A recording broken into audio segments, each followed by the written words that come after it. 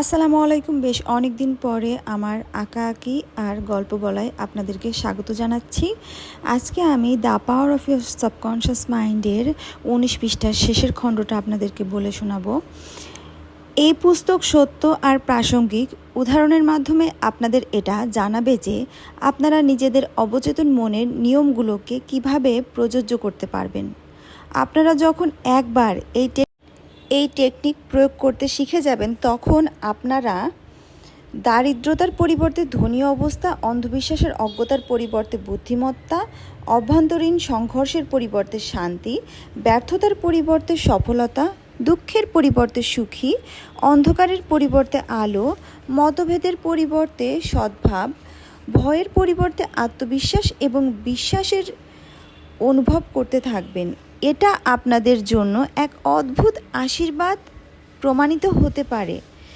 পৃথিবীর বেশিরভাগ বৈজ্ঞানিক, শিল্পী, কবি, গায়ক, লেখক আর আবিষ্কারকেরা চেতন এবং অবচেতন মনের কার্যবিধির ব্যাপারে ভালো মতন জ্ঞান রাখতেন। এই জন্যই তারা নিজেদের লক্ষ্য প্রাপ্ত করার শক্তি প্রাপ্ত করেছিলেন। একবার মহান অপেরা গায়ক এনরিকো কেরুসো মঞ্চে উঠতে ভয় পাচ্ছিলেন। ওনার এই ভয়ের কারণে ওনার গলার মাংসপেশিগুলোই টান ধরে গিয়েছিল। ওনার এমনটা মনে হচ্ছিল যে ওনার বাকযন্ত্র যেন পক্ষাঘাতগ্রস্ত হয়ে পড়েছে আর উনি বেকার হয়ে পড়েছেন। উনি মঞ্চের পেছনে গায়কের পোশাক পরে দাঁড়িয়েছিলেন আর ওনার মুখ চোখ ঘামে স্নান হয়ে উঠেছিল, কারণ তার কিছুক্ষণের মধ্যেই ওনার মঞ্চে উঠে হাজার হাজার লোকদের সামনে গান গাওয়ার ছিল। কাঁপতে থাকা আওয়াজ যে উনি বললেন, আমি গান গাইতে পারবো না, আমার গান শুনে সবাই হাসবে, আমার কেরিয়ার খতম হয়ে যাবে। উনি যেই নিজের ক্যামেরায় যাওয়ার জন্য ঘুরে দাঁড়ালেন, হঠাৎই উনি থেমে গেলেন আর চেঁচিয়ে উঠলেন, কেউ আমার গলা টিপে ধরার চেষ্টা করছে। উনি আবার একবার মঞ্চে উঠে সোজা হয়ে দাঁড়ালেন। উনি নিজেকে এমন আদেশ দিলেন, আমি গান গাইতে চাই। ওনার এই আদেশ নিজের অবচেতন মনের অসীমিত শক্তি আর বুদ্ধির কারণে উনি দিতে পেরেছিলেন। উনি চেঁচাতে লাগলেন, বাইরে বেরিয়ে যাও, বাইরে বেরিয়ে যাও, এবার আমি গান গাইব। ওনার অবচেতন মন প্রতিক্রিয়ায় ব্যস্ত করে ওনার ভেতরের অসীমিত শক্তিকে স্বাধীন করে দিল। উনি ঠিক সময়ে মঞ্চে এলেন আর অত্যন্ত সুন্দরভাবে গান গাইলেন। ওনার গান শুনে উপস্থিত শ্রোতারাও মন্ত্রমুগ্ধ হয়ে উঠল। এই ঘটনা থেকে আপনারা এটা বুঝতে পারবেন যে কেরুসো নিজের মস্তিষ্কের দুটি স্তরকেই বুঝতে পেরেছিলেন, চেতনা বা যৌক্তিক স্তর আর অবচেতন বা অযৌক্তিক স্তর। আপনাদের অবচেতন মন সর্বদাই প্রতিক্রিয়াশীল হয়ে থাকে। এটা আপনাদের বিচারধারার প্রকৃতির অনুরূপই প্রতিক্রিয়া ব্যক্ত করে। যখন আপনাদের চেতন মন ভয়, চিন্তা আর মানসিক চাপে পরিপূর্ণ হয়ে থাকে, সেই সময় আপনাদের চেতন মনে নেতিবাচক ভাব প্রবাহিত হতে লাগে। এই নেতিবাচক ভাব চেতন মনে আতঙ্ক, আশঙ্কা আর নিরাশা ভরে দেয়। আপনাদের সাথে যখন এমনটা হয়ে থাকে, তখন আপনারাও মহান কেরুসোর উদাহরণ থেকে কিছু শিখতে পারবেন।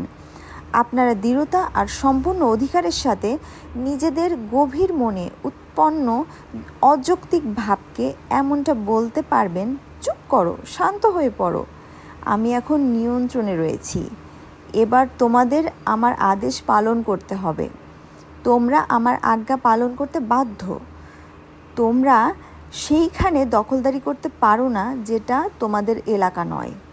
আপনারা যখন দৃঢ়তা আর অধিকারের সাথে নিজেদের অযৌক্তিক ভাবনাকে এমনটা বলবেন, তখন সেটার পরিণাম দেখে আপনারা মন্ত্রমুগ্ধ হয়ে উঠবেন। আপনাদের মন শান্তি আর সদ্ভাবে পরিপূর্ণ হয়ে উঠবে। অবচেতন মন চেতন মনের অধীনে থাকে, এজন্য একে অবচেতন মন বলা হয়। চেতন মন ক্যাপ্টেন হয়, চেতন মন সামুদ্রিক জাহাজের ক্যাপ্টেনের মতো হয়। এটা জাহাজকে দিশা প্রদান করে, ইঞ্জিন রুমের ব্যক্তিদের আদেশ প্রদান করে, আর তালা, বয়লার, বিভিন্ন যন্ত্র এবং বাকি উপকরণগুলোকে নিয়ন্ত্রণ করেন। তাদের এটা জানা থাকে না যে তারা ঠিক কোথায় চলেছেন, তারা কেবল ক্যাপ্টেনের আদেশ পালন করে চলেন। কিন্তু ক্যাপ্টেন যদি কম্পাস বা অন্যান্য যন্ত্রের ভিত্তিতে ভুল বা ত্রুটিপূর্ণ কোনো আদেশ দিয়ে ফেলেন, তাহলে জাহাজ পাথরের সাথে ধাক্কা খেতে পারে। ইঞ্জিন রুমের ব্যক্তিরা তো ক্যাপ্টেনের আদেশ পালন করতে বাধ্য থাকেন, কারণ ক্যাপ্টেন বস হন। যেহেতু তাদের এটা জানা থাকে যে ক্যাপ্টেন কী করছেন, সেজন্য তারা ক্যাপ্টেনের সাথে তর্ক করেন না। তারা সবাই চুপচাপ মুখ বুজে ক্যাপ্টেনের আদেশ। ক্যাপ্টেন নিজের জাহাজের মালিক হন, এজন্য সবাই তার আদেশ পালন করে। ঠিক এই প্রকার আপনাদের অবচেতন মনও আপনাদের জাহাজের ক্যাপ্টেন আর মালিক হন। যেমন আপনাদের সাথে যুক্ত সকল মামলার আপনাদের শরীর আর আপনাদের পরিবেশ। চেতন মন চুপচাপ সেই সব আদেশ মেনে নেয়, এই সব আদেশের উপরে কোনো প্রকার প্রশ্ন করে না বা এটা জানতে চায় না যে সেই সব আদেশ কিসের ভিত্তিতে দেয়া হচ্ছে। আপনারা যদি বারবার নিজেদের এমনটা বলতে থাকেন যে এইসব কেনার জন্য আপনাদের কাছে টাকা পয়সা নেই, তাহলে আপনাদের অবচেতন মন আপনাদের কথা মেনে নেবে। সে এটা সুনিশ্চিত করে দেবে যে আপনাদের কাছে যেন নিজেদের মনের মতো জিনিস কেনার কোনো টাকা পয়সা কখনোই না থাকে।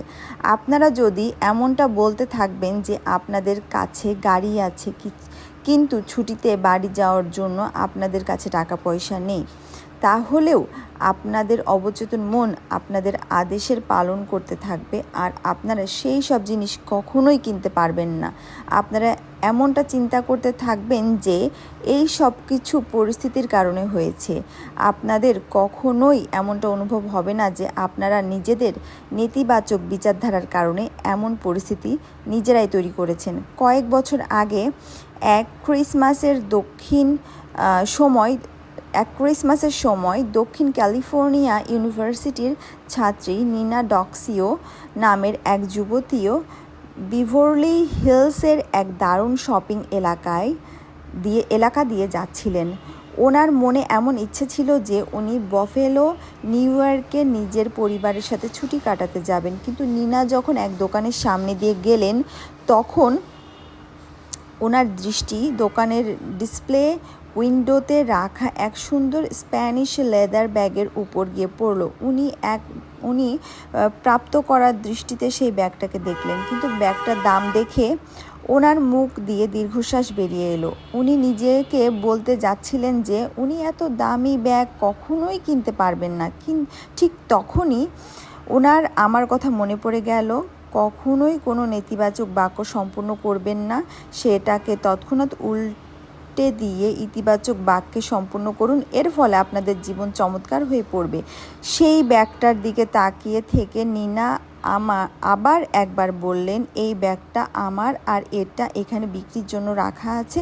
আমি মানসিক রূপে স্বীকার করছি যে এটা আমার প্রাপ্ত হবে, আর আমার অবচেতন মনে এটা সুনিশ্চিত করবে যাতে আমার এটা প্রাপ্ত হয়। সেদিন সন্ধ্যায় ডিনারে নিনা নিজের বাগদত্তের সাথে মিলিত হলেন। ওনার বাগদত্তের হাতে কাগজের রেপারে জড়ানো ছিল এক সুন্দর উপহার।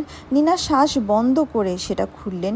ভিতরে সেই স্প্যানিশ লেদার ব্যাগ ছিল, যেটাকে নিনা সেদিন দুপুরে দোকানের ডিসপ্লে উইন্ডোজতে দেখেছিলেন আর নিজের মনে মেনে নিয়েছিলেন। উনি নিজের মনকে আশায় পরিপূর্ণ করে তুলেছিলেন। এই প্রকারে উনি এই বিষয়টাকে অত্যাধিক গভীর মন অর্থাৎ অবচেতন মন পর্যন্ত পৌঁছে দিয়েছিলেন, যার কাছে উপলব্ধির শক্তি রয়েছে। নিনা পরে আমাকে জানিয়েছিলেন, আমার কাছে সেই ব্যাগটা কেনার মতো টাকা পয়সা ছিল না, কিন্তু তার সত্ত্বেও সেটা আমার প্রাপ্ত হয়েছিল। এবার আমি এটা বুঝতে পেরেছি যে টাকা পয়সা আর অন্যান্য জিনিস আমার কোথায় প্রাপ্ত হবে, সেই সব জিনিস আমার নিজের ভেতরের শাশ্বত খাজানা থেকেই প্রাপ্ত হবে। অবচেতন মনের প্রতিজ্ঞা। আজ থেকে কয়েক মাস আগে আমি রুথ নামক এক মহিলার পত্র পেয়েছিলাম। উনি এর আগেও আমার ভাষণ শুনেছিলেন। উনি নিজের লেখা সেই পত্রে লিখেছিলেন, আমি এক 75 বয়স্ক বিধবা মহিলা। আমার সন্তানেরা বড় হওয়ার পরেই আমাকে ছেড়ে চলে গিয়েছিল আর আমি একাকী জীবন কাটাতে বাধ্য হয়ে উঠেছিলাম। আমি সোশ্যাল সিকিউরিটি এবং অল্প কিছু পেনশনের টাকায় জীবন কাটাচ্ছি। আমার জীবন অত্যন্ত একাকী আর নিরাশাজনক ছিল। কিন্তু একদিন আমার অবচেতন মনের শক্তির উপরে দেয়া আমার ভাষণ মনে পড়ে গেল। আপনি এমনটা বলেছিলেন যে পুনরাবৃত্তি, বিশ্বাস আর আশার মাধ্যমে আমরা নিজেদের বিচারধারা অবচেতন মন পর্যন্ত পৌঁছে দিতে পারি। আমি নিজের বিচারধারা পরীক্ষা করে দেখার ফয়সালা গ্রহণ করি, কারণ আমার কাছে হারানোর মতো কিছুই ছিল না। আমি বারবার সম্পূর্ণ ভাবনার সাথে পুনরাবৃত্তি করতে থাকি যে কেউ না কেউ আমাকে ভালোবাসে, আমি বিবাহিতা এবং আমি আমার প্রতি দয়ালু, প্রেমপূর্ণ এবং আধ্যাত্মিক মানসিকতার ব্যক্তি। আমি সুখী এবং সুরক্ষিত। আমি প্রায় 2 সপ্তাহ পর্যন্ত এই জিনিসটার পুনরাবৃত্তি বেশ কয়েকবার করতে থাকি। তারপর একদিন পাড়ার মোড়ে ওষুধের দোকানে এক অবসরপ্রাপ্ত ফার্মাসিস্টের সাথে আমার পরিচয় হয়। উনি অত্যন্ত দয়ালু, বুদ্ধিমান এবং ধার্মিকও ছিলেন। উনি আমার প্রার্থনার আদর্শ উত্তর দিয়েছিলেন। পরিণামস্বরূপ তার 1 সপ্তাহের মধ্যেই উনি আমার সাথে বিবাহ করার প্রস্তাব রাখেন। বর্তমানে আমরা ইউরোপে হানিমুন কাটাচ্ছি। আমি খুব ভালো করে এটা জানি যে এইটা সব কিছুই আমার অবচেতন মনের বুদ্ধিমত্তার কারণেই সম্ভবপর হতে পেরেছে। আর সেটার কারণেই আমরা দুজনার এতটা কাছাকাছি আসতে পেরেছি। রুথ এমনটা অনুভব করেছিলেন যে গুপ্তধন ওনার ভিতরেই রয়েছে। ওনার প্রার্থনা ওনার হৃদয়ের সাথে কাছে সত্য বলে মনে হয়েছিল এবং ওনার ইতিবাচকতা ওনার অবচেতন মনের গভীরে নেমে গিয়েছিল, যেটা ছিল রত্নাত্মক সাধন। যে মুহূর্তে উনি দৃঢ়তার সাথে এমন চিত্র দেখেছিলেন, সেই মুহূর্তে ওনার অবচেতন মন আকর্ষণের নিয়ম দ্বারা উত্তর খুঁজে নিয়েছিলেন। বুদ্ধিমত্তার পরিপূর্ণ অবচেতন মন ওনাকে আর ওনার নতুন পতিকে এক জায়গায় নিয়ে এসেছিল। অবশ্যই চিন্তা করে দেখুন, কোন জিনিস সত্যি হলে, কোন জিনিস সৎ হলে, কোনো জিনিস ন্যায়পূর্ণ হলে, কোনো জিনিস শুদ্ধ হলে, কোনো জিনিস প্রিয় হলে, কোনো জিনিস ভালো হলে আমাদের সর্বদা সেই সব জিনিসের ব্যাপারে ভাবনা চিন্তা করা উচিত। মনে রাখবেন, সব গুপ্তধন আপনাদের ভেতরেই রয়েছে। এই জন্য নিজেদের মনের ইচ্ছার উত্তরও ভেতরেই খুঁজুন। প্রতিটি যুগের মহান মানুষের চমৎকারী রহস্য এটাই ছিল যে তাদের মধ্যে নিজেদের অবচেতন মনের চমৎকারী শক্তির সাথে যোগাযোগ করার আর সেগুলো স্বাধীন করার প্রতিভা ছিল। আপনারাও এমনটা করতে পারেন। প্রতিটি মানুষ নিজের অবচেতন মন দ্বারা সকল সমস্যার সমাধান খুঁজে নিতে পারে। আপনারাও প্রতি রাতে ঘুমাতে যাওয়ার আগে নিজেদের অবচেতন মনকে এমনটা বলেন, আমি কাল সকাল 6টায় ঘুম থেকে উঠতে চাই। তাহলে এই জিনিসটা ঠিক সময় আপনার ঘুম থেকে তুলে দেবে। আপনার অবচেতন মন আপনাদের শরীরের নির্মাতা হয় আর এটা আপনাদের চিকিৎসা করতে থাকে। এজন্য আপনারা প্রতি রাতে আদর্শ বিচারধারার সাথে ঘুমাতে গেলে আপনাদের অবচেতন মন আপনাদের আদেশে পালন করবে। আজকের মতো আমার আঁকাআঁকি আর the power of your subconscious মাইন্ডের 23 পৃষ্ঠার শুরুর দিকের প্রথম খণ্ডটা শেষ হলো। ভালো থাকবেন। আমি এর পরবর্তী আঁকিবুকির ভিডিও, সেই সাথে আঁকিবুকি আর গল্প বলার ভিডিও খুব দ্রুত নিয়ে আসার চেষ্টা করব। কেমন লাগছে অবশ্যই আপনাদের মতামত জানাবেন। ভালো লাগলে অবশ্যই আপনাদের মূল্যবান মতামত জানাবেন। ভালো থাকবেন। আল্লাহ হাফেজ।